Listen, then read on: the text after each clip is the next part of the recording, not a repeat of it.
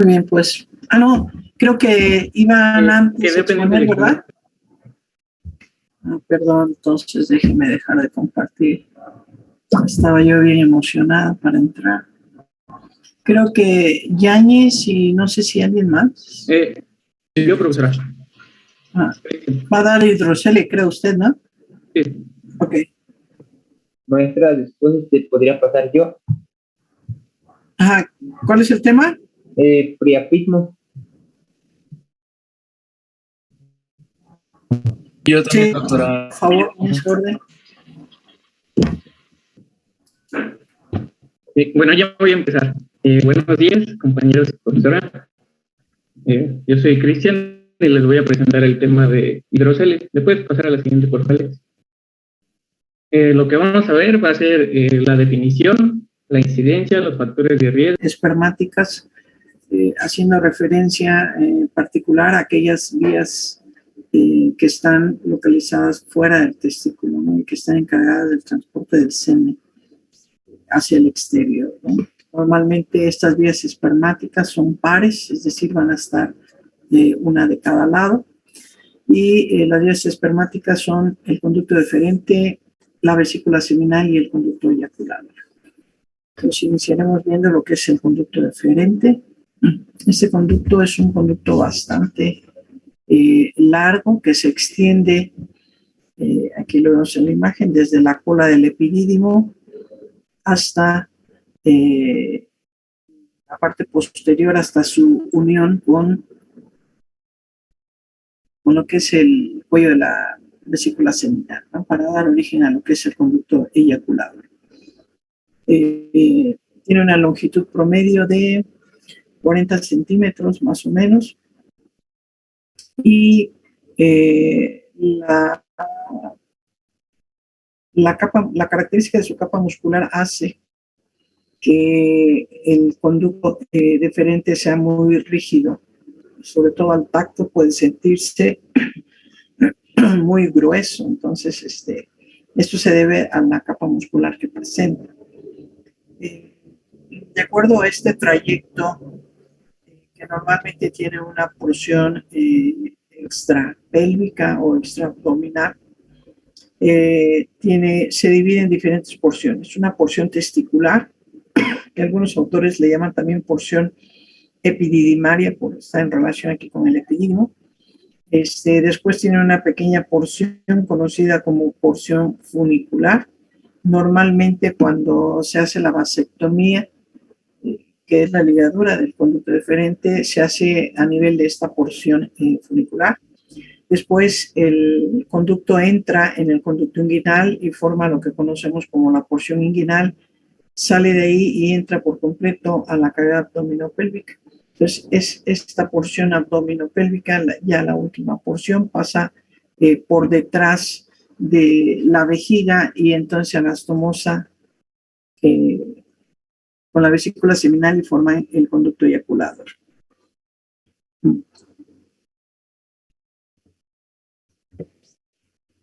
Muy bien. Entonces el conducto deferente habíamos mencionado ya en algún momento que forma parte del cordón espermático, de los elementos que componen el cordón espermático. ¿Recuerdan qué elementos lo conforman?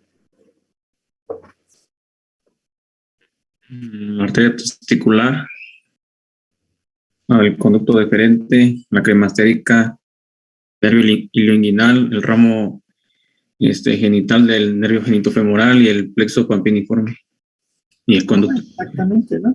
Entonces son varios elementos que están ahí componiendo a este cordón espermático, y el conducto deferente pues no es la excepción. Ya habíamos mencionado, ¿no?, que forma parte de este cordón, y habíamos visto cuando veíamos el testículo que el cordón espermático ayuda a suspender a los testículos dentro de la bolsa escrotal, ¿no?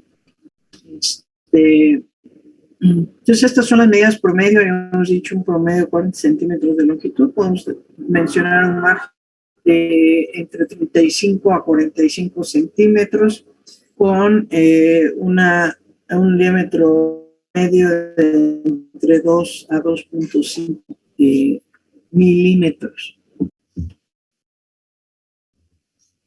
Ahora, habíamos dicho que desde su extensión, desde la cola del epidídimo hasta el cuello vesícula seminal, aquí lo vemos, ¿no? Tiene todo este trayecto. Este trayecto nace desde la cola del epidídimo, tiene su trayecto ascendente, cruzando por el conducto inguinal, entra a la cara abdominal, pasa por detrás de la vejiga, ahí en la cara posterior de la vejiga se une, aquí como vemos, al cuello de la vesícula seminal, y entonces forma este conducto que es el conducto eyaculador. En la parte posterior, cuando está en relación con la vejiga, como son conductos pares, dejan ahí un espacio que se conoce como triángulo que está entre un conducto y otro. En la parte distal del conducto deferente, habíamos dicho ahí un promedio de 2 a 2.5 milímetros de diámetro, pero en la distal se dilata y forma lo que conocemos como la deferente o ampolla deferencial. Ahí se ensancha un poquito el conducto deferente, ¿no? Entonces, de acuerdo a este trayecto, tiene una porción extrapélvica y una porción intrapélvica. La porción extrapélvica, por supuesto, comprende lo que es la parte testicular o escrotal o epididimaria, como le llaman, luego la porción funicular y finalmente la porción inguinal. Y luego la parte intrapélvica, lo que era la porción abdominopélvica, dividida a su vez en 3 porciones. Una porción ilíaca, una porción laterovesical cuando pasa a los lados de la vejiga y finalmente la porción retrovesical. Esta porción retrovesical es la que en una parte se dilata para formar la ampolla deferencial o ampolla deferente, ¿no? Entonces, de acuerdo a este trayecto, aquí lo vemos como está marcado, naciendo desde la cola del epidídimo, la porción funicular, inguinal y abdominopélvica, una porción ilíaca, laterovesical y retrovesical, que aquí en esta imagen se aprecia muy bien, ¿no? Entonces, estas son las relaciones de estas porciones, como las relaciones más importantes. Hay elementos ahí vasculares importantes y decíamos que en la parte distal, específicamente en la porción retrovesical, nuevamente se ensancha, se dilata el conducto y forma la ampolla deferente o ampolla deferencial. Okay, entonces es el caminito que sigue a través de esta vía espermática. Entonces decíamos que esta es la porción retrovesical, cuando está por completo detrás de la vejiga, la parte laterovesical entra en relación con el uréter y decíamos nuevamente se ensancha en la parte retrovesical y forma la ampolla deferencial. El espacio que queda entre lo que es la vejiga y los dos conductos deferentes forman aquí un pequeño espacio conocido como triángulo interdeferencial. Aquí está este triángulo. La unión con el respectivo cuello de la vesícula seminal, ¿verdad? Cada uno de estos conductos. Ahora, normalmente los conductos, las vías espermáticas, tanto el conducto deferente como la vesícula seminal, como el conducto eyaculador, van a presentar prácticamente la misma constitución anatómica. Van a tener 3 capas, una capa externa o superficial, que es la adventicia, una media, que por supuesto es una capa muscular, y la capa mucosa en el plano profundo. Habíamos dicho la distribución de esta capa muscular en 3 estratos le confiere cierta rigidez al conducto deferente, de ahí que se sienta muy gruesa al tacto, ¿no? Que de hecho es muy gruesa esta capa muscular. A nivel de la capa más superficial de la denticia encontramos los vasos y nervios que componen el cordón espermático. A nivel de la mucosa, la presencia de tejido conjuntivo, de fibras elásticas, tiene sobre todo en la parte más distal una especie de cavernas o areolas, dice ahí, muy parecido a lo que es la mucosa de la vesícula seminal, con este aspecto areolar que presenta la mucosa, sobre todo en la parte distal del conducto deferente, ¿no?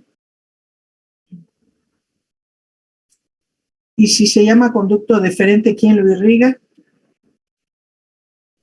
La arteria deferente. La arteria deferente o arteria diferencial, le llaman algunos, ¿no? Y la inervación, acuérdense que cuando veíamos testículo y epidídimo, habíamos dicho que el epidídimo, particularmente el epidídimo, está inervado por el nervio deferente o plexo deferente, le llaman, porque este plexo, este nervio llega a inervar el conducto deferente y hay una porción de este conducto que está en íntima relación con el epidídimo. De ahí que también inerve a esta parte del epidídimo cuando habíamos visto irrigación e inervación de esta parte.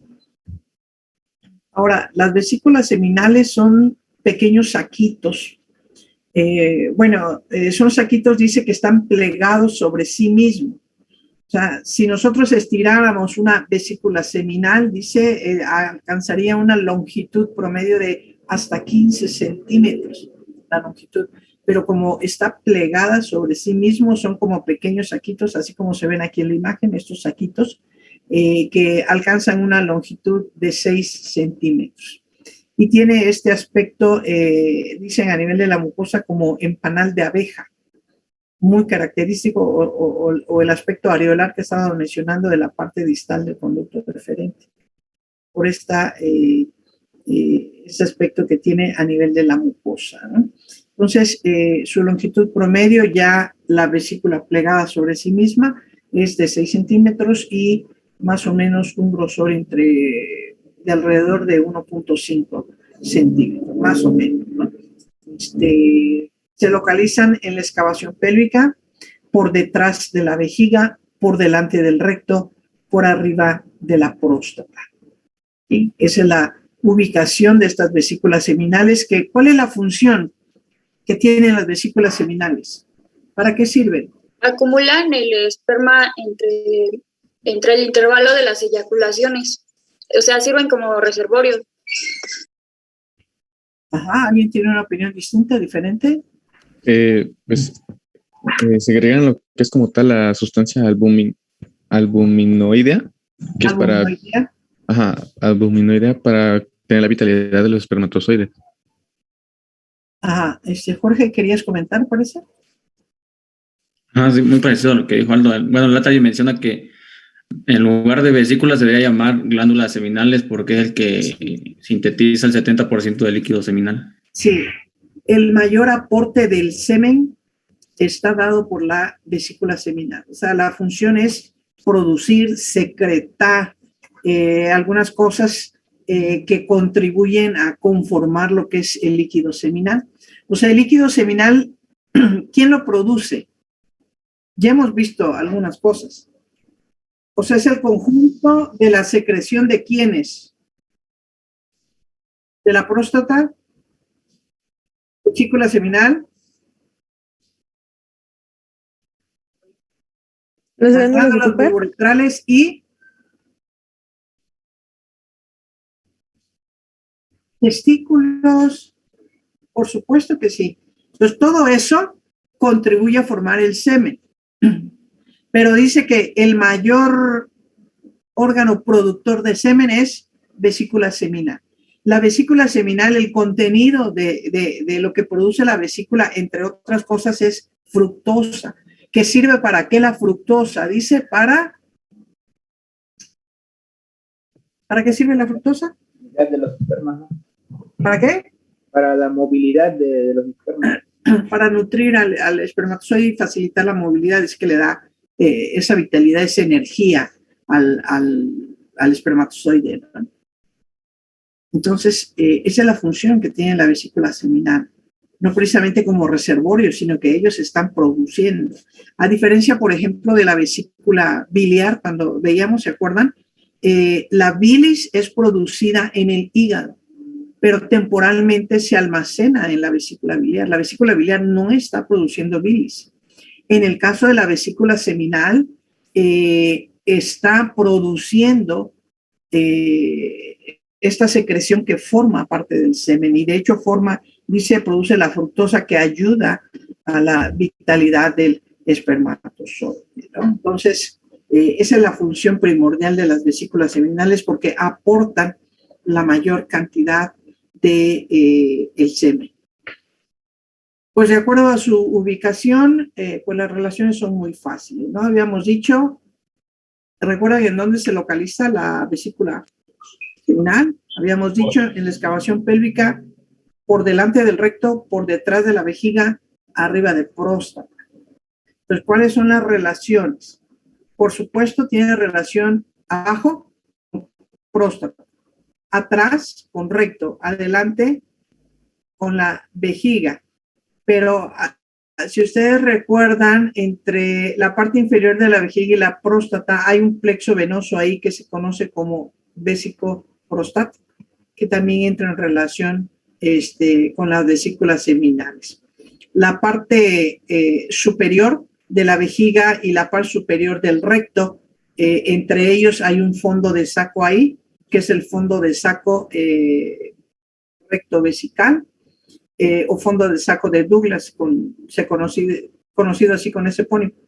Entra en relación las vesículas seminales por la parte superior con este fondo de saco que es este repliegue peritoneal, ¿no? Entonces también tiene relación con esta parte. Por supuesto, hacia adentro, es decir, medialmente, tiene relación con la ampolla deferencial. Esas son las vesículas seminales, con este aspecto así acinoso por fuera, lobulado, y por dentro dice, tiene un aspecto areolar que semeja a un panal de abeja, dicen algunos libros. Esto es muy característico en la vesícula seminal. Aquí vemos, está conformado por una serie de pequeños espacios conocidos como celdillas, que le dan ese aspecto típico en panal de abeja. Entonces, esas serían las relaciones y las características de las vesículas seminales. Habíamos mencionado, cuando decíamos del conducto deferente, prácticamente la constitución anatómica es la misma en todas las vías espermáticas. O sea, muy similar en conducto deferente, en vesícula seminal y conducto eyaculador. Tiene, vean igual, la capa muscular, 3 estratos musculares, músculo liso, por supuesto. A nivel de la capa mucosa encontramos células encargadas de la secreción de la vesícula seminal. Por aquí me parece que... ¿Qué es lo que secreta la vesícula seminal?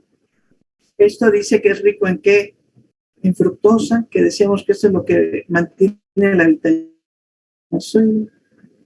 Prostaglandinas, fibrinógeno, flavinas, 70%, lo mencionabas incluso Jorge, del líquido seminal lo aporta la vesícula seminal. Algunos pensarían que a lo mejor el testículo, que a lo mejor la próstata, pero no, lo da la vesícula seminal, el mayor porcentaje de líquido seminal. ¿Han visto ustedes que, por ejemplo, en criminalística, cuando hacen investigación del semen, lo hacen por fluoroscopía y le da cierta coloración que permite que se vea si hay restos de semen, por ejemplo? ¿Quién es el responsable de esa coloración, de que se pueda ver así? De estas sustancias que están aquí mencionadas. ¿No? Bueno, ni siquiera veían en qué, las series esas televisivas de... ¿Las proteínas? ¿Las proteínas? Bueno, creo que el profe de bioquímica había dicho que algunas proteínas tienen como cierto grado de fluorescencia. Bueno, les dejo tarea que investiguen. ¿Serían las flavinas? Fíjense de esto aquí. Averigüen quién es responsable de esa coloración. Esta es la irrigación de la vesícula seminal específicamente, rectal media, vesical inferior, como ramas que llegan directamente a la vesícula seminal. Parte de este plexo vesicoprostático que había mencionado, que es un plexo venoso, y la inervación es el plexo seminal como rama del pecho hipogástrico. El drenaje linfático prácticamente se ve en las tres vías espermáticas. Son los ganglios linfáticos ilíacos externos e internos. En el caso del conducto eyaculador, el conducto eyaculador tiene la característica de que ir en el espesor de la próstata. Entonces, el conducto eyaculador tiene la misma irrigación e inervación que la próstata. Entonces, si ustedes saben, si aprenden uno, por ende saben el otro, porque es exactamente lo mismo en el caso del conducto eyaculador, pero tiene este mismo drenaje linfático. Aquí vemos, vean, el conducto eyaculador es el conducto más pequeñito de estas vías espermáticas que estamos mencionando. También son conductos pares, vienen uno de cada lado. Este conducto eyaculador resulta de la anastomosis de lo que sería lo que es considerado como el cuello de la vesícula seminal, con un pequeño conductito ahí, y el conducto deferente. Entonces, la anastomosis de estos dos da como resultado al conducto eyaculador. Este conducto eyaculador tiene una pequeñísima porción extraprostática, que es cuando recién se forma por la unión de estos conductos que hemos mencionado, y de ahí penetra por completo en la próstata y queda contenido ahí en el espesor de la glándula prostática. Decíamos, es el conducto más pequeñito, con un promedio de entre 1.5 a 2.5 centímetros y de 1 a 2 milímetros de diámetro. Es un conducto realmente muy pequeñito. Y este conducto, ¿saben en dónde desemboca? En la uretra prostática, a un lado el utrículo prostático, ¿no? Exactamente. Es decir, ¿se acuerda de la producción ahí? Cómo van los diferentes tubos, cómo salen al conducto epididymario, y decíamos, sale, y de la cola del epidídimo que nació el conducto deferente, se anastomosa el deferente con el de la vesícula seminal, el cuello. Entonces, la secreción de estos, de vesícula seminal, y lo que trae el deferente, pasa por el eyaculador, y este eyaculador desemboca en la uretra prostática. Y de ahí continúa su camino por el resto de la uretra hasta su salida al exterior. ¿Ok? Entonces, este es el conducto eyaculador. Aquí lo vemos, vean, un conducto pues delgadito y una longitud pequeña. Es el más pequeño de las tres vías espermáticas mencionadas, ¿no? A diferencia, por ejemplo, del deferente, que mide entre 35 a 45 centímetros, en promedio los 40, este solamente alcanza hasta 2.5 centímetros de longitud. A veces un poco menos, ¿no? Entre 1.5 a 2.5. Entonces, vea, queda por completo en el exterior de la... O sea, aquí serían sus relaciones con las paredes de la próstata, ¿no? Lo que es el tejido prostático o parénquima prostático. Es el conducto eyaculador, y aquí vemos su desembocadura a nivel de la uretra prostática, efectivamente, ¿no? Pues decíamos, cuando veíamos la uretra, si ustedes recuerdan, perdón, habíamos dicho que aquí hay una zona elevada, conocida como veromontano, le llaman algunos, o canalículo seminal. Aquí encontramos tres orificios. En la parte central, lo que es el utrículo prostático, y a los lados del utrículo prostático vamos a localizar la desembocadura de los conductos eyaculadores. O sea, de aquí viene un conducto y aquí viene el otro conducto. Desembocan aquí a nivel de la uretra prostática. Está recibiendo el contenido de estos conductos, estas vías. La constitución anatómicamente es la misma, vean, capa conjuntiva, la capa muscular de músculo liso en 3 estratos, con la presencia de fibras longitudinales, fibras elásticas, y en la capa mucosa encontramos células secretoras de moco para ayudar a la lubricación. Y esa es la irrigación e inervación de estos conductos. Bueno, sí, de los conductos eyaculadores, que decíamos que es igual, similar a lo que es la irrigación prostática, porque como queda contenida en el espesor o contenido en el espesor de la próstata, prácticamente los vasos inervios que llegan a la próstata también dan la irrigación e inervación a este conducto eyaculador. ¿Dudas, preguntas, comentarios de vías espermáticas? Yo una cosa, profesora. Ajá. Con respecto a lo que preguntó de qué era lo que hacía que brillara, lo que secretaba la vesícula seminal, pues son las flavinas, ¿no? Porque tienen anillos aromáticos y como tal, pues hace lo que es la reflexión de la luz. Sí, ya le borraste el trabajo a tus compañeros, claro que sí. Muy bien. ¿Algo más? No, está sencillo este tema, ¿no? Son vías espermáticas muy simples. Profesor, entonces, por ejemplo, si se hipertrofia la próstata, puede evitar el paso, ¿no? De esta... Por supuesto, ¿no? Aquí lo vemos en esta imagen. Cuando hay hipertrofia prostática benigna, puede también de algún modo comprimir no solo la uretra, sino parte de lo que es el conducto eyaculador. Entonces dificulta un poco la salida tanto del semen como de la orina. Entonces, por compresión de la misma hipertrofia que está experimentando la glándula, por supuesto, disminuye el diámetro o la luz de este conducto. ¿Algo más, doctores? Nada. Muy bien. Platíqueme qué sabe de próstata. ¿Qué es la próstata? ¿Para qué sirve?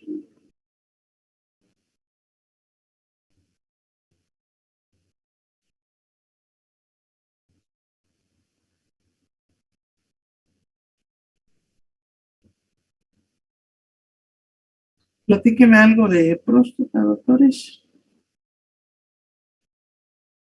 Pues que es una glándula mixta, se encuentra en lo que es la excavación pélvica y pues va creciendo junto con el niño, ¿no?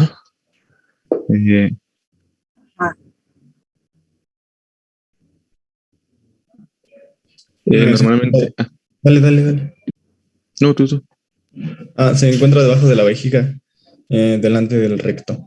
Y se dice que tiene el tamaño aproximado de una nuez. Se compara con la nuez, pues. Ajá.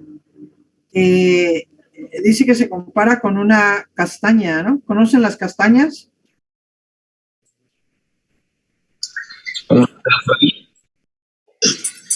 ¿Cómo qué? Como las que luego están como en esos adornos prehispánicos que suenan. Permítame tantito, yo les traigo ahorita una castaña.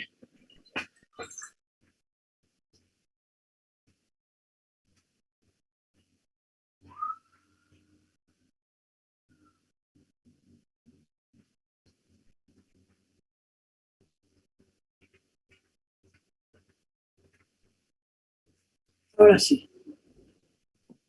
Esa es una castaña.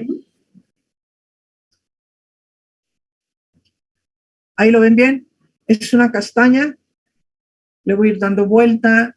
Dice que esto es igualito lo que sería la base, lo que está pegado aquí a la vejiga, y sería el vértice. Aquí. En esta zona incluso tiene un poquito de punta, no sé si lo ven. Es una castaña. Se hagan de cuenta que esto es una próstata. Bastante similitud Por eso dicen que parece una castaña, tiene forma de castaña la próstata. Decía Aburto, normalmente la próstata crece junto con el desarrollo, la próstata inicia su mayor crecimiento a partir de la pubertad. ¿Y hasta qué edad deja de crecer la próstata? 25 años. Más o menos alrededor de los 25 años. Hasta esa edad ya no crece, después de esa edad ya no debe de haber crecimiento en la próstata. Si hubiera crecimiento ya no es algo normal después de esa edad. Entonces, hasta los 25 años la próstata todavía está creciendo hasta que alcanza su tamaño habitual. ¿Cómo se define la próstata? ¿Qué es la próstata? Bueno, dice que está dividido en lo que es una porción glandular y una porción fibromuscular, que sería, bueno, los 2/3 para la glandular y 1/3 para la fibromuscular. O sea, la próstata es una glándula mixta, es una glándula y particularmente es una glándula mixta. ¿Qué secreta la próstata? ¿Cuál es los dos tipos de secreción que tiene la próstata?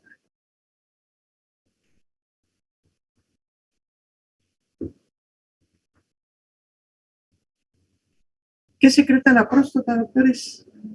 ¿Para qué nos sirve la próstata? Ustedes, varones, ¿para qué les sirve la próstata? ¿Quién sabe?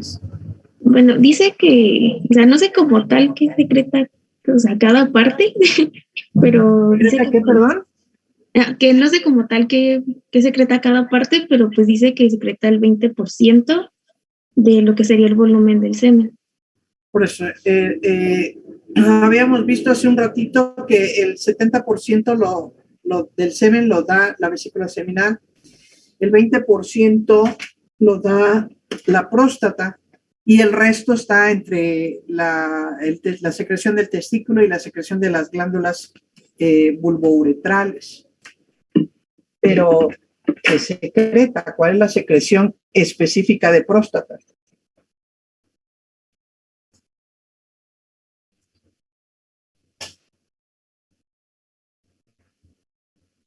Perdón, estaba conectando mi laptop para cargar. ¿Qué secreta la próstata? O sea, si decimos que es una glándula mixta, tiene una secreción exócrina y una endocrina. ¿Cuál es una, cuál es otra? O sea, ¿qué es lo que está secretando la próstata? Doctores.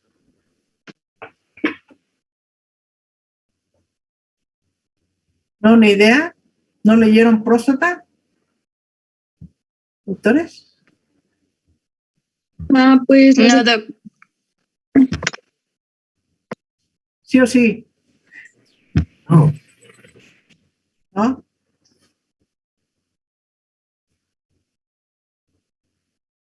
Bueno, podemos dejarlo aquí y el día de mañana vemos próstata y vemos glándulas bulbouretrales.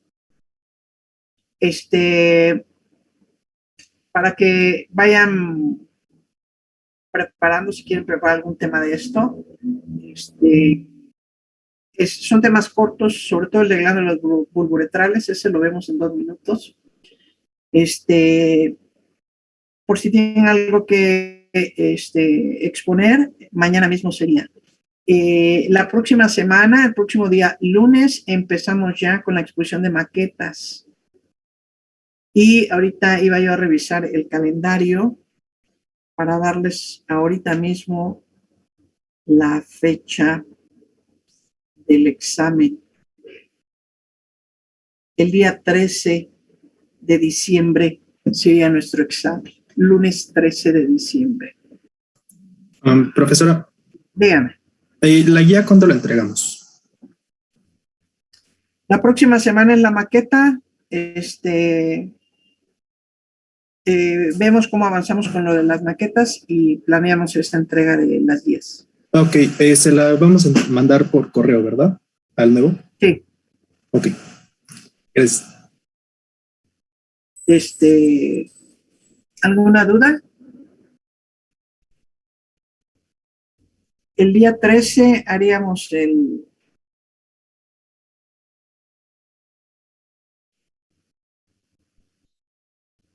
examen,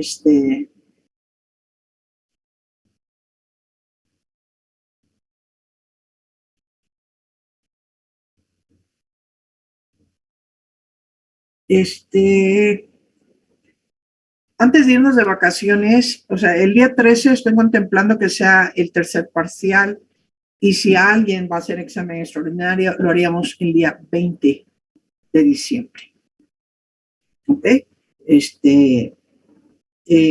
Está marcado en el calendario subir calificaciones 21 y 22 hasta el 4 y el 4 de enero, porque a partir del 23 ya son oficialmente vacaciones. Entonces, guardaríamos la calificación para que en enero ya no regrese usted a hacer examen. Ya nada más en enero subiría yo las calificaciones. 5, 6 y 7 de enero está marcado para el registro de calificaciones extraordinarias. Y espero que nadie esté en ETS. De hecho, yo esperaría que lograran salvar todavía la materia con el tercer parcial y que nadie se fuera extraordinario. Entonces, comentario, dudas sobre lo que nos falta, lo que tenemos que hacer. ¿No? No, doctora. Muy bien. Entonces, nos vemos el día de mañana para ver las glándulas anexas y alguna exposición si alguien pretende exponer algo. Y empezamos con exposición de maquetas el día lunes y probablemente el jueves me tendría ya que entregar lo de la guía que ha hecho, ¿no? Pero confirmamos en la semana de acuerdo a cómo vayamos avanzando con las maquetas, que normalmente nos ha llevado 2 días, no nos lleva mucho tiempo. Empiecen a preparar su examen, por favor, para que podamos salir lo mejor posible. ¿De acuerdo? Entonces, si no hay más que comentar, dudas, preguntas, comentarios, ¿ya no? Ok, entonces vamos el día de mañana a las 8 de la mañana con los temas de glándulas anexas, por favor. Que esté muy bien, que tenga buen día, gracias. Gracias, doctora. Hasta luego. Doctora. Hasta luego.